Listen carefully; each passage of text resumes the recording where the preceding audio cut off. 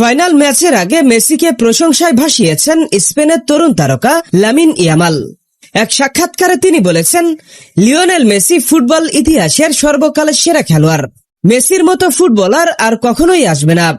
তিনি আরো বলেন, ছোটবেলা থেকে মেসির খেলা দেখে বড় হয়েছি।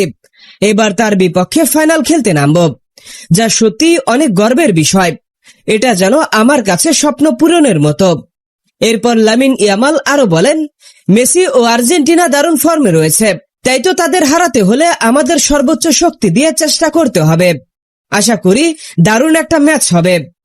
এদিকে 2026 বিশ্বকাপের ফাইনাল ঘিরে ফুটবল বিশ্বে তুমুল উত্তেজনা দেখা যাচ্ছে।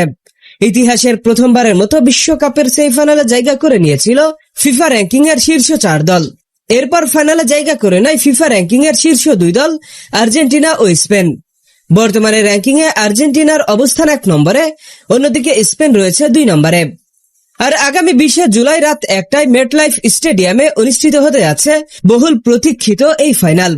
ফুটবল প্রেমীদের কাছে এটি হতে যাচ্ছে সাম্প্রতিক সময়ের অন্যতম আকর্ষণীয় ও প্রতীক্ষিত লড়াই। একদিকে আর্জেন্টিনার গেম চেঞ্জার লিওনেল মেসি, অন্যদিকে স্পেনের বিস্ময় বালক লামিন ইয়ামাল।